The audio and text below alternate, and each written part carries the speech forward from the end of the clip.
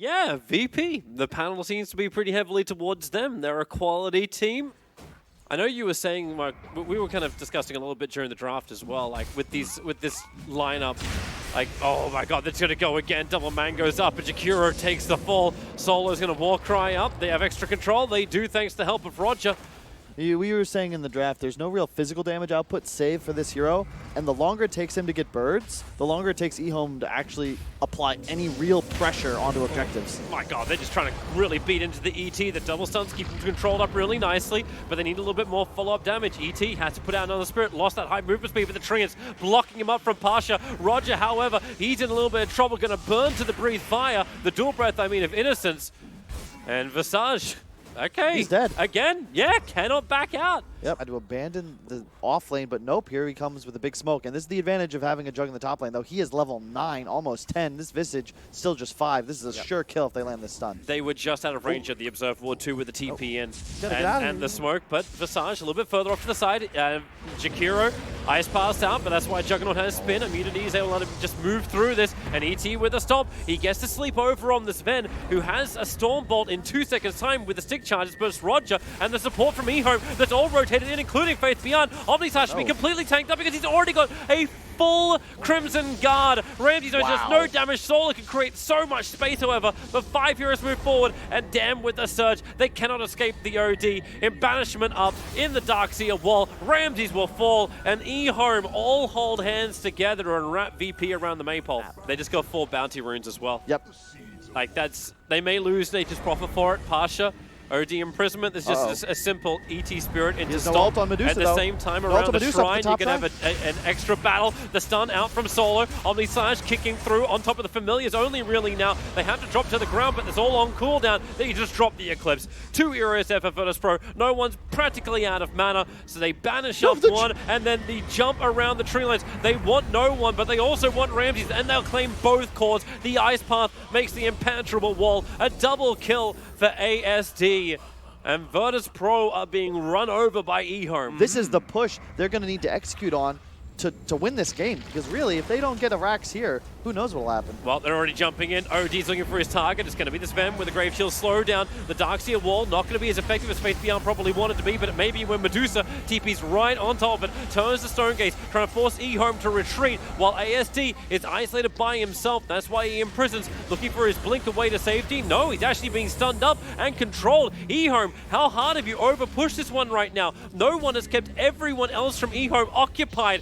While you will be able to find that kill into ASD, no, underneath the fountain, he's still surviving. Tier 4 towers. EHOME are going so deep, they don't care where the lines are drawn. No one is totally out of mana. ASD, the Aegis Model, will finally pop.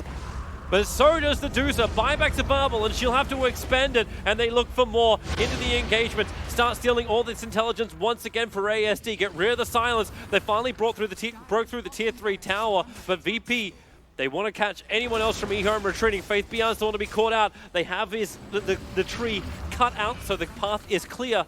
He is just going for the full raw damage right-click build. Was expecting a Shiva's build. Nice stun over on the ET. OD just jumps in, triggers off his BKB, looking for the kill on the Juggernaut, able to find it, 75 seconds on the sideline, but then the familiars, they're right on the money, onto Roger. Ego's positioning is just way too good. They'll move over towards Solo, and then the stuns. Solo, he'll at least get his own Storm Bolt off and be able to back away to safety, but the Ice Path and the Darkseer wall, what a great position. Stone Gaze is onto ASD, but the mana is all burnt out. This really is the game. GG, well played. EHOME have just romped over Virtus.Pro. Not even half an hour to get Game 1 victory. Just near flawless execution. Cannot wait to see how they approach Game 2. Yeah, we are here. We're ready to go. Just before, I think they're going to take this one too. Oh my god, Innocence. Like, was this really worth committing to kill off the ball? And they're doing quite nice. Oh, toss in. Yep. Try and throw Solo back in, but it's right on top of Faith Beyond, and Ramses won't care about this one. Just turns into the spin, and Faith Beyond's like, there's too many heroes on top of me. And here they go again. Put on the frost. Faith Beyond goes under the tower. No attempted TPs away, just accept its own fate. Well, Pasha's going to be in a little bit of trouble. They've been waiting for this. Huskar's not 6 yet, but it won't matter when the Burning Spear's around. Innocence hits on his Illuminate. Think VP's trying to play aggressive this game or what? I think VP want to make sure there's no recovery for EHOME. Avalanche able to stun over on 2. Ego's going to jump in, looking for the kill on the OD. Imprisoment's already been used, just trying to keep the Huskar out of the play for the moment. And 0-1, he's got more than enough life to tank through this one. He'll rip through Innocence as well. Will lose his life, and Dro Ranger, the one to claim it. That's some good cash for her. And then with the follow-up, a double kill, 2 cores to drop. I think Beastmaster going to have another fun little play with Faith Beyond. Trying to potentially, well, you got Beastmaster all available, and with Solo rotating over, he wants to try and find the kill. But the Ignis trying to pull back the Beastmaster with the Avalanche. Sprouters out, hold him in range so you get a second Ignis attack as well.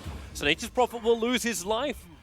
Yep, this is a good smoke on the side of VP as well. They're just going to leave Pasha in the lane to shove. TP'd in quickly into the Omnislash, and he'll bounce over. Huskar needs to try and help tank it up too. Pushes him back, but the Prophet's already dead. Beastmaster Hoxie saw everything, and then your RP skewer him in into a quick Chain Frost. Your Ignis may create a little bit of space, allowing Tiny to walk back out, but with Huskar dead, your big portion of damage is gone with him. Tiny tossing away. He'll need a little bit of help, though, if he's going to find this kill. You got to roar him sooner rather than later, or he's just going to blink away. Oh, he actually blinked already. Now in comes Tiny. Avalanche and Toss. Ramsey's pushed back out, but a quick mana style. No way to hold him up. ASD will quickly fall. And Tianming will join him as well. 2 heroes dead, one of them doesn't have buyback available. Yep. If an attack is in motion, then you blinding light. I believe that attack will miss.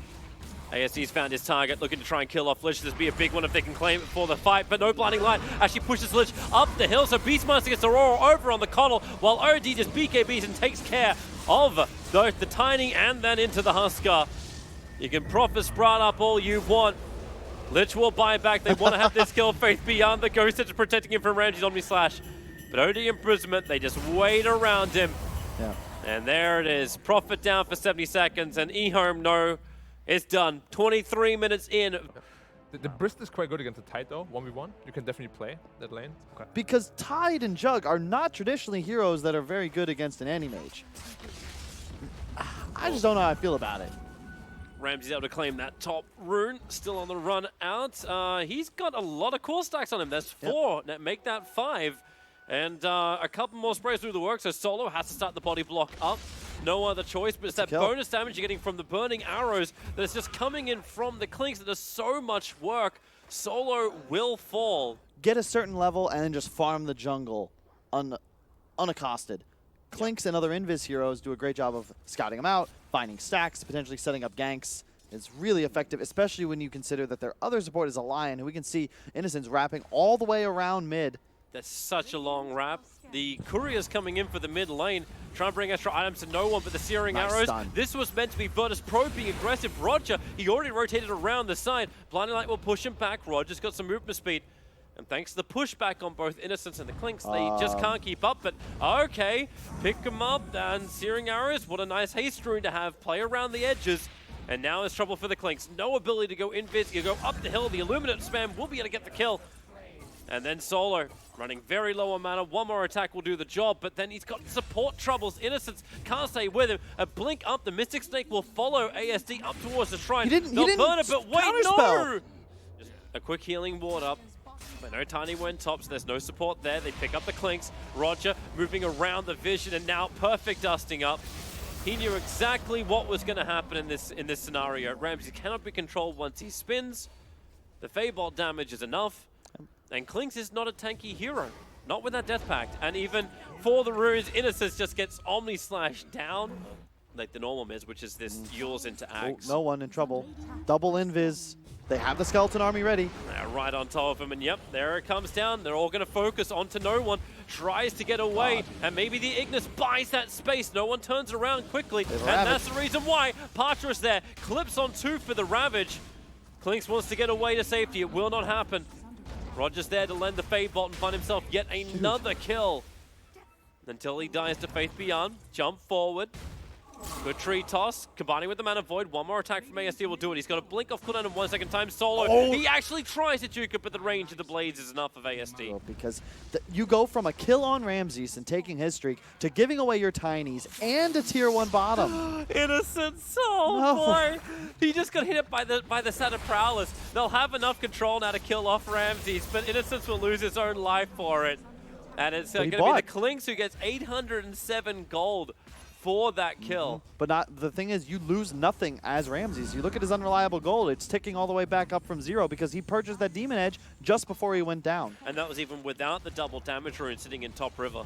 And Faith Beyond, well, he's going to jump in. Goodbye support. This is just why Tiny is picked time and time again by the Chinese teams. They can delete the support before the fights begin. The Ignis, but then the Burning Army. Clinks gets it out. And Virtus.Pro, they want to try and deal with this. But at the same time, the Clinks just on the edge of the river. The Ignis, Faith Beyond, another great avalanche toss. Pasha stunned up for too long. Could not get the gush out. And Ravage was on cooldown for too long as well. Whoa. They are definitely going to go up. 5 heroes together. Aegis the Immortal on the Juggernaut. And that's why the Clinks in the backline position. It's a good sentry ward. They actually see Clinks in the back lines, so they pick him up and throw him down. But Faith Beyond goes after Rubik, but his sick charges keep him alive, and the Ravage creates more space. Clinks is down, and Faith Beyond's caught on the wrong side of the tracks. Same thing could probably be said about the Juggernaut, but he's under the cover of the Ignis, so goodbye Innocence. He will fall. He gives over his Hex. That's going to be problematic for anyone that wants to jump in.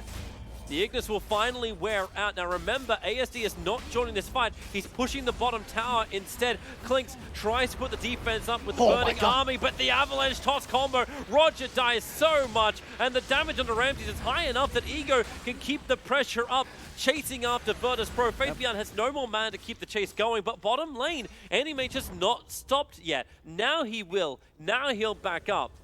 Looks for the stun, not available. Ego tries to put himself between his support and that big core of the Juggernaut.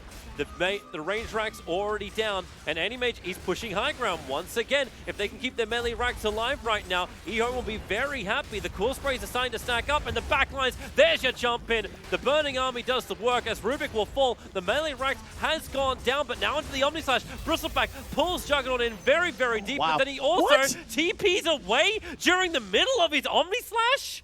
His TP's on cooldown for 25 seconds, so Ego, is he going to delay this? Faith Beyond found the Keeper of the Light in the back line. Solo is able to get the Ignis off. He'll create a little bit of space, but he still goes down. Buyback in, Ravage creates a little bit more space. Lion can't get him. The Burning Army is in the pit, but the Aegis Immortal is already in the hands of Ramses. Ego is dying, but the Anti-Mage, he's gone inside the base. He's taking the tier 3 tower up on the top lane while the fight continues around Roshan. Faith Beyond on the run, does not have the movement speed, and even the space clear from Innocent Stun will not be enough. But how much damage can Anti-Mage do? Not enough, it seems. He blinks into the tree lines. It's just so strange to me. Maybe it's like a mental thing. VP, like they get smoked and like, all right, now we're going to be they're looking for the pick, or maybe they're using it to scan out the Clinks. Try and find him with the good smoke. Point, good point. Now Ramses, they're going to push up. Remember the Aegis Immortal, they've got to get through this. And AM hasn't pushed the sideline out far enough. Now they're doing this push without Ravage available. Burning Army comes in from the Clink, so the bonus damage starting to arrive. Roger's already gone down. Ramses still stands its ground against that tower. The stun control. Now with the Stone Gaze, Ramses got extra life thanks to one charges. That's why ASD has to blink away and out of range of that Ignis. Clink's trying to get rid of it himself. Doesn't do enough damage. Not fast enough at least. Now they do. But Faith Beyond, the Avalanche Omni Slash just comes off the Juggernaut. You know he's going to get all his life back even if he dies after it, but the Blinding Light pushes Ego back down the hill and in range of the Ramses spin. You want to ensure that you're not getting split pushed, and here comes the smoke from EHOME. Remember, Orchid is up on the Tiny, and there's no way for Jug to cleanse it. It's a good scan at least, but of course they know it anyway. They're attacking into the Dire Shrine. No way to pop that off as now it goes down. Avalanche toss catches out onto. Now the Ravage pops as well under the cover of the Ignis. Everyone from EHOME cannot go anywhere in the Omni Slash. It was traded off. Anti-Mage was able to spell block it out, and now blinks away to safety. It's only a 1-for-1 trade off. The mana burn, however, so low. Bristleback's got nothing left in the tank, but they're looking to finish up the racks. But it may not matter when the damage is high enough. The Clinks is looking to be a target, but he goes back into the Invis as AM chases after the Deucer, looking to burn off her own mana. Ramses, now the mana star is down. His own spin, back up the hill. ASD, he's got enough for a blink back to base, but he's got nothing left in the tank. Virtus.Pro still looking to beat through this racks. The creep waves arrived, so no more backdoor regeneration. Both in the mid as well as the bottom, but no, they don't use the glyph. this Klinks has the ability to get some solo kills. He's going to attempt it right now over on the Keeper of the Light. Burning Army does not care about the units. Omni Slash is out. They find the kill over on the Klinks, and Lion needs some space. They've got a little bit more support rotating over. That's because you had Faith Beyond, but then again, the Ravage, it clips over on the Bristleback, but Ravage is down, and ASD gets in the middle of the fight. Stonegaze is out the BKB. Well, Animage thought he was protected, but no, ASD, he blinks out. He does have time to escape. That's 2 fights in a row. AM's caught the Stone Gaze. That can't happen. Avalanche toss once more, looking for the support kill, but the Yule Scepter protects the Rubik. So now it's Tiny, who's in way too deep. Faith Beyond on the retreat, but Juggernaut right on his tail. Starts to spin. He turns for another Avalanche. Can't toss away Anthony. Tiny's dead. Anti-Mage, he wasn't able to get back, at least potentially. No, he can't even kill the Courier. He just flew past. Yeah. Virtus.Pro want to ensure this game by taking this last lane of racks. Solo is on the way. Mega creeps against EHOME. No Burning Army, no extra damage. Pasha's getting the mana drained out of him. That's a hell of a lot of damage being done. And, well, they have Mana Void available, but who do they want to go on? The Rubik's being burnt out. The spill damage, not enough. But you've still got Megas for Virtus.Pro. If they can get out of this with only 1 or 2 deaths. How do you actually... Oh, this is a nicer target. This is a lot nicer. Blink forward, control the Deucer, burn through her, Mana Void. There's your finger! Well done, well done. A finger is now used and plus 50. Never mind. I'm not gonna comment because that would draw. Not even gonna grace. We get into a discussion and then everyone will be upset. Oh, Solo. He's going to buy back. He put the Ignis down on top of Roshan. He was using the Blinding Light to try and delay the attack of EHOME into Roshan. Now Tidehunter totally out of mana. He's got a Gem of True Sight on him, trying to bring him in range of the Shrine. Is there enough regeneration to at least give him a Ravage? Pasha, they're just staying right on top of him. And now that's Tidehunter down. 54 seconds on the sideline. The Gem is gathered up by the Klinks. And EHOME are going for Roshan. Ego is doing a solo defense inside the Dire base. Yeah, in the meantime, Bristleback just playing line wars. In he goes. Juggernaut instantly stunned up, but they go for the fight. They don't look to finish up Roshan. Innocence, he'll be the only one that cops the Omni Slash. And now no one with the Stone Gaze under the Burning Army. They're looking to fight. That really does almost no damage. Ramsey still just spin and run back over. Abyssal Blaze stuns out. You can say goodbye to your Keeper of the Light. In the meantime, in the base, still Bristleback against numerous creeps. ASD's going to try and finish this. Klinks is buying back. I think he's got enough time. He's going to pick up the Aegis quickly and then everything else that comes along with it. Item management as Juggernaut. He got in close, lost all of his mana, jumping forward with the Aegis match. Anti-Mage, get the hell out of there. He's got the Aegis, the Immortal. Switch the cheese in. Yep, he'll do exactly that. They're holding the Ravage for the moment. He's short of the mana, so another jump forward from the Anti-Mage. Damn, he takes so much damage so quickly, but with the help from Klinks and Lion, they drain out the mana of the Medusa, and now it's no one. He'll take the fall. No buyback for a minute and a half. Remember, that is going to be protecting the Dire Ancient. That Mystic Snake, man. Holy crap, it's still so much they should jump in. And the follow-up stun. Great double stun. Actually connecting onto the Titan, but the Ignis pulls them in with a Ravage connection. Ramses just hits the perfect on back line. Omni Slash. And now they want the big kill. If they can bring down the tank, if they can bring down the Bristleback, they can break through, but there's not enough heroes left. It's Solo and Ramsey on the retreat. Innocence actually has a Blink Dagger, moves forward, gains the stun, and they'll burn through the life of the Juggernaut. 4 heroes down, the Dire Ancient alive, and Virtus.Pro, they push the issue. Faith Beyond's they've waiting. Got vision. They've got vision. Going to break Burning Army up the hillside with the Avalanche through to the back lines looking for Solo. The Ignis on the Graves position, but the Stone Gaze is really good. Lion dies instantly, but the Anti-Mage, they drop him. He has to buy back. There's no other choice. Tiny will die as well. The creep wave's coming in with them. So, yep, okay, Mystic Snake will bounce mana both between Ego and no one. Anti-Mage has returned to the fight. They start on the Deucer, but then the Ravage will connect. That is number 1. He actually doesn't have the refresh shard. Actually, it was number 2 when you think about it. Anti-Mage is dead. GG, well played. It is all the way of Virtus.Pro. EHOME really starting to crack under some high-pressure moments. And allows Virtus.Pro to just push through. It wasn't by much that they took this game. Yep, for sure.